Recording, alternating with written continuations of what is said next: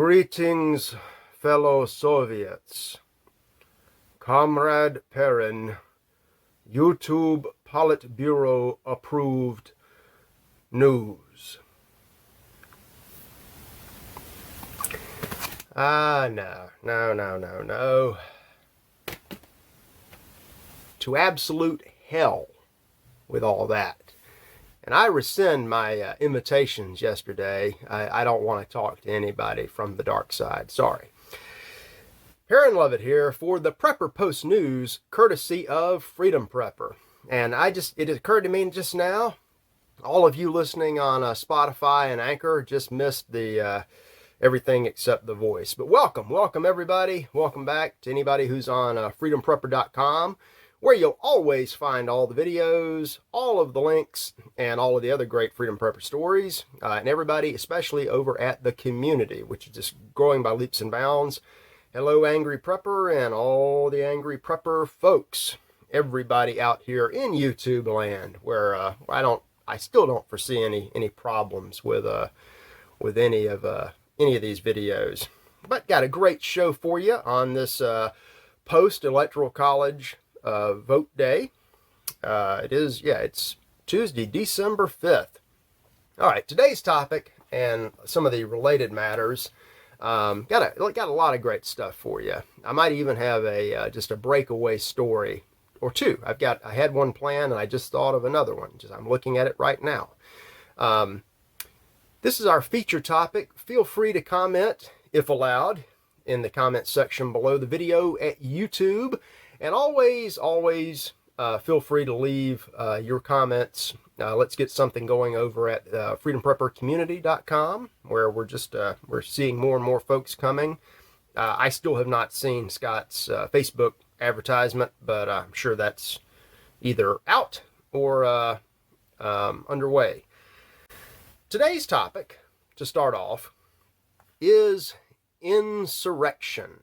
And for reasons I don't fully suspect, and this is total speculation on my part today, but I kind of suspect that we're going to see the Insurrection Act invoked, I'm going to say on or about January 11th of 2021.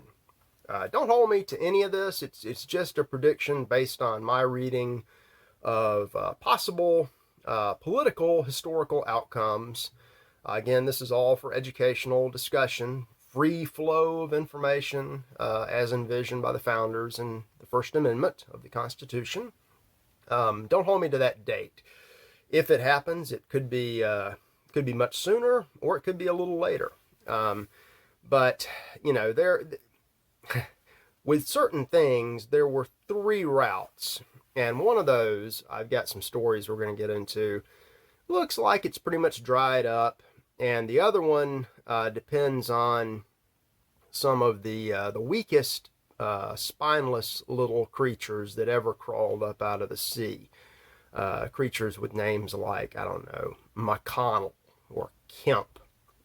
Little jellyfish things that you can never count on unless you're, paying them off, or you just want a good laugh. But the third option, to uphold the rule of law in the remains of America, may come in the form of executive action. How's that going to look? I don't know. Have we seen stuff like this before?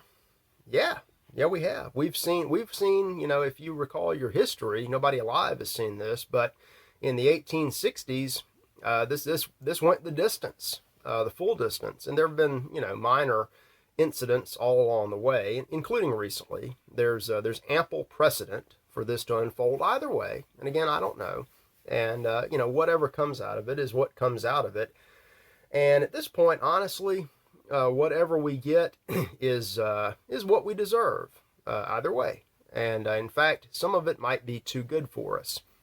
Now, if there is a state of full or partial martial law in the United States, and this could be declared by any president-elect when he assumes office could do this. So January, February, December 2021, 2031.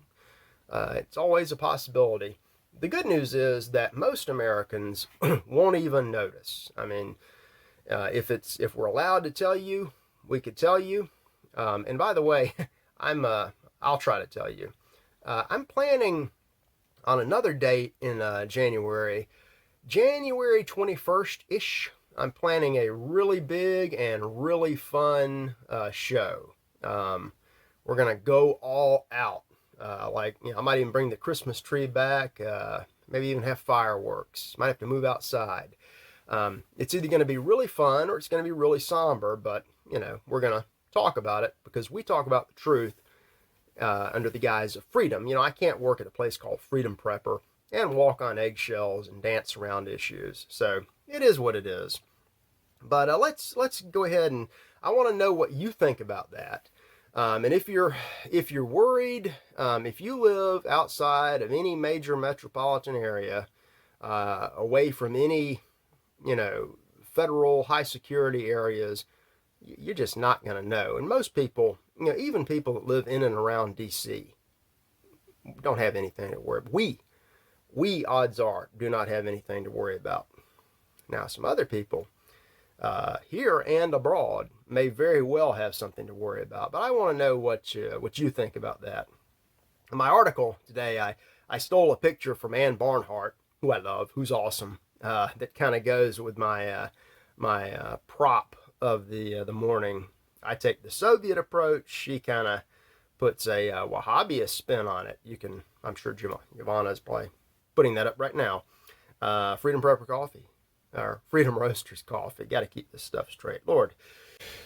Political headline stories in the news. And this is maybe stuff that you didn't see anywhere else. There was a case that went to the Supreme Court and then got rapidly kicked out of the Supreme Court last week. It was filed by the great state and former independent republic of Texas.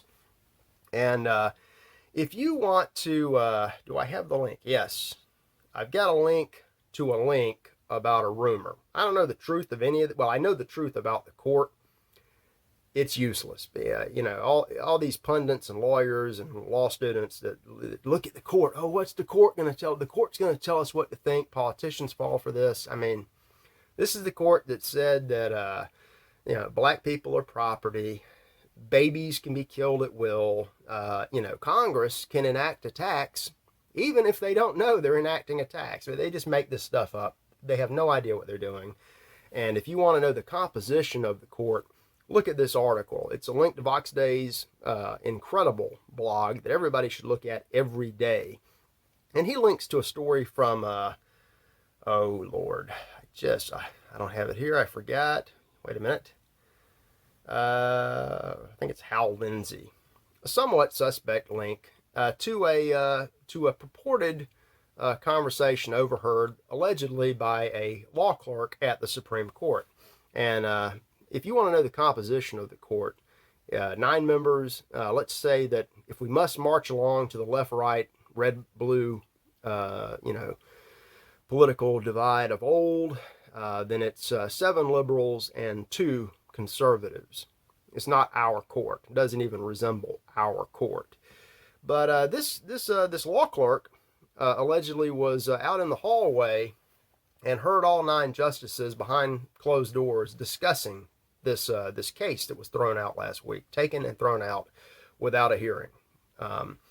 If you've ever been to the Supreme Court, it is a large place. Any hallway in it is big. It's high ceilings, very long, and the doors are 5 inches of mahogany with brass on them. If you can hear things down a hall through a closed door, it means somebody is loud. And this unknown person says that allegedly Chief Justice Roberts was screaming. He was saying, "You are going to be responsible for rioting if we hear this case. Don't tell me about Bush v. Gore. We weren't dealing with riots then. You are forgetting your role here, Neil Gorsuch, and I don't want to hear from the 2 junior justices anymore. I will tell you how to vote." And then, allegedly, Justice Clarence Thomas, one of the 2, spoke up and said, This is the end of democracy, John. And then they came out of the room, and the five liberals, including John Roberts, he's not just the Chief Justice. He's the leader of the left side of the court. I don't care who appointed him. It's the way it is, and usually that's historically the way it works out. Roe v. Wade was passed with majority conservative assistance. The only conservative dissent on that case was William Rehnquist, and he was joined by liberal Byron White, the Wizard, who was a great football player and American. So in this case, the five liberals come out happy. They've done their job. And then Barrett, who I never trusted, and Gorsuch come out blank faces. They either knew this was going to happen and they're just going along to get along. I don't know what to think about them, or they just don't care. Then last came Alito and Thomas, who were visibly upset. Why? Because they do care, and they are the only two real American justices on the court. So take a look. There's a lot. Look at the underlying links. Make of that what you will. It is based on a rumor that I have not and don't want to substantiate. But there are some other statements being made in the wake of that court dismissal. We have, and it's funny. This is coming from a trio of well-known, powerful Black American conservatives, real Americans, every one. Out in Texas, the head of the state GOP is Allen West, and he said, given this ruling, maybe it's time for law-abiding states to bond together and form a union of states that will abide by the Constitution. Well, that's been tried before, and maybe it's worth a shot again. 5 years ago, if you'd asked me about this kind of stuff, I said, well, theoretically, that's interesting. Now it's almost mandatory. You've got to think about it. And we have Diamond and Silk, whose real names are Lynette Hardaway and Rochelle Richardson. Very entertaining to watch. They're two vloggers, and they're asking where's the military in all this? Our republic is under attack. Where's the military? Well, we know that they are, by I guess a SHTF or a Trump decision, they are no longer supporting crazy CIA operations around the world. That's a big departure. And there's been a lot of troop withdrawals here and there, and a lot of shakeups in the brass. So maybe they're preparing for something. I don't know, but I do know that the next month or 6 weeks is just going to be popcorn time. Somebody was talking about the popcorn on the community. Go buy some now. And if you, speaking of the law and people that watch the law obsessively, nobody obsesses about what the court's going to do and how the courts factor into things, like law students and law professors and certain lawyers. They write articles in law reviews about everything, and they're 9 out of 10 times or more, they are as boring as they can be. And a lot of times they miss the point because these people can only see, through the prism of the law as it's given to us by 9 people in black robes in a giant building in Washington, D.C. But in 2019, just last year, there was a Loyola U Law Review article kind of gaming out almost exactly what is going on today, substituting Pocahontas Warren, I think, for Joe Biden. I've got a link to that. It's very dry, it's boring, but check out the incredible coincidence. And I don't think anybody that wrote this knew what was going to happen. It's just people do. It's easy if you think about things to pick out trends. And again, I think they do a good job outlining the ifs and what happens and all that. But again, it's a little too reliant on the judicial branch and the legislative branch as affected by the judicial, which is the only way lawyers see things. They tend to forget that there's a third branch of the government, and all of this puts it's interesting catch-22. Did I? Yeah, I thought I had catch-22 in here. You have all of these people that for for years lectured, for 155 years, those of us in the South were lectured about not seceding. Secession is not allowed. That is a settled point of law. Any president has the absolute right and responsibility to use whatever force is necessary to crush an insurrection, a rebellion, particularly among the states.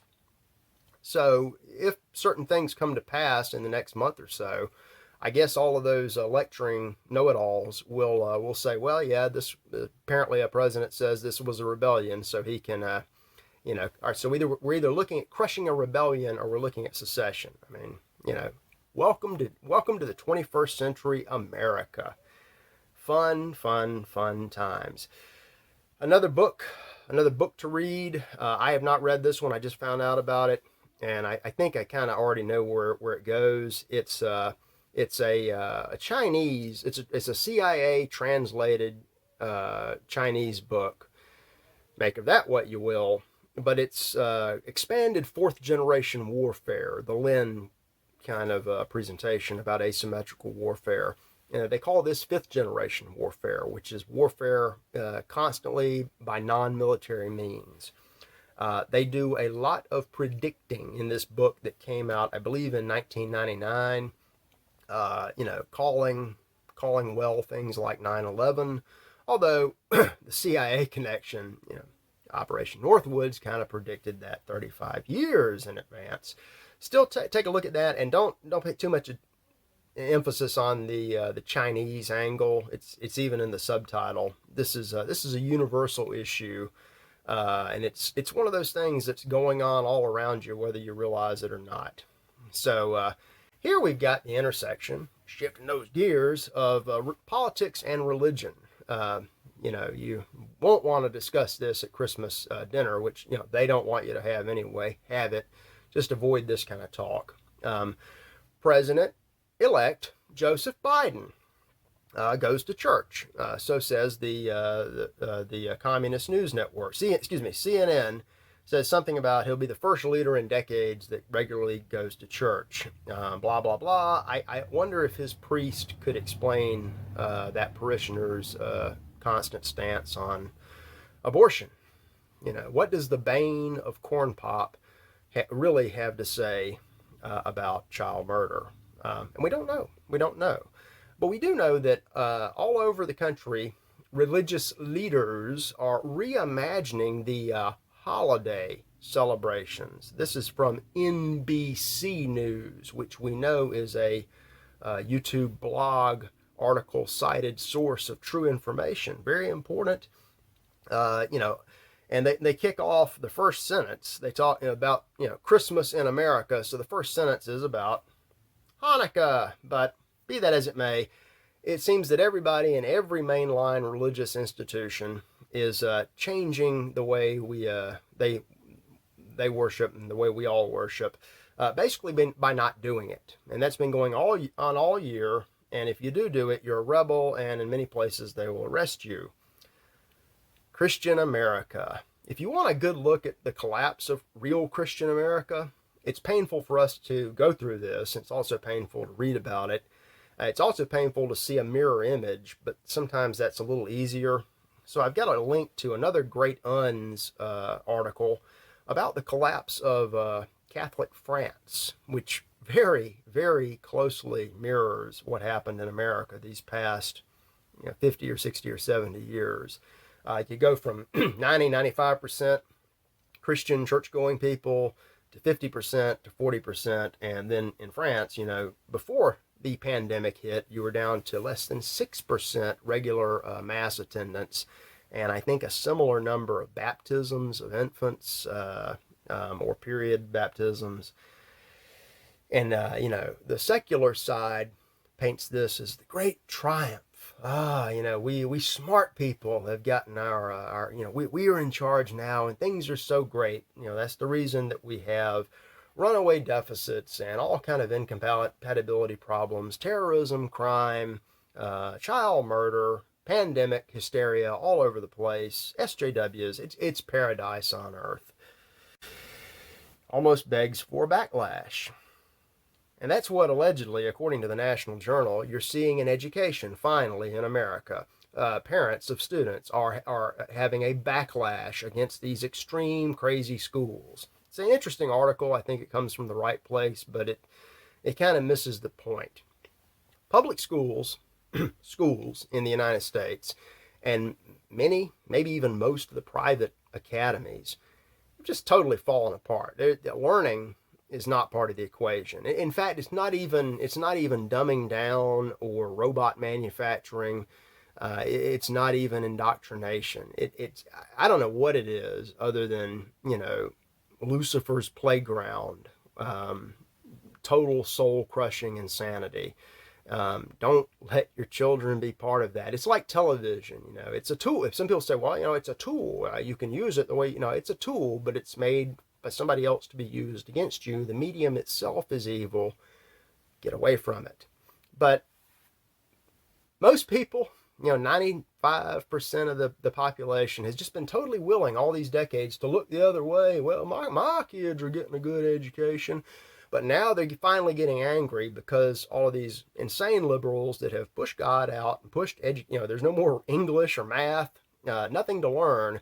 Now they're changing the names of the schools. They're getting rid of George Washington and Thomas Jefferson, because they're bad. And they're coming up with all these reasons like, well, we want everyone, no matter who they are, to feel comfortable. Well, an American, who likes Thomas Jefferson, might feel uncomfortable in a school that was intentionally stripped of his name and renamed for, the Prince of Darkness knows what.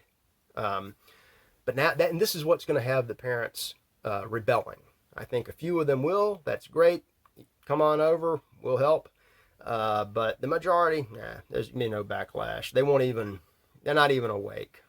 God bless them. But anyway, good news. We've got a vaccine. We've got one approved vaccine, another one right on the way, and maybe even a third one all as well, except that the the FDA, this is according to the Stanford Advocate, the FDA is celebrating the approval of the Pfizer vaccine, but they're also trying to reassure all of us little people that it's safe. I wonder why they need to do that. I don't know. I also question why Justin Trudeau and his Liberal Party in Canada, when he's not at the costume party, why he and his party are setting up a victims compensation program for people who suffered adverse effects by the vaccine. What's that all about? I checked this out in the National Post of Canada.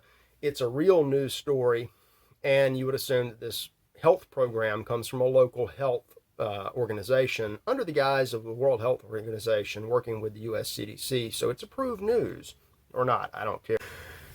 Getting to the last word of the day, this segment out of the blue, burgers and fries, rest in peace, Charlie Pride. We have the country music, the real American Mississippian country music superstar died at the age of 86. I think it was this weekend, Saturday or Sunday.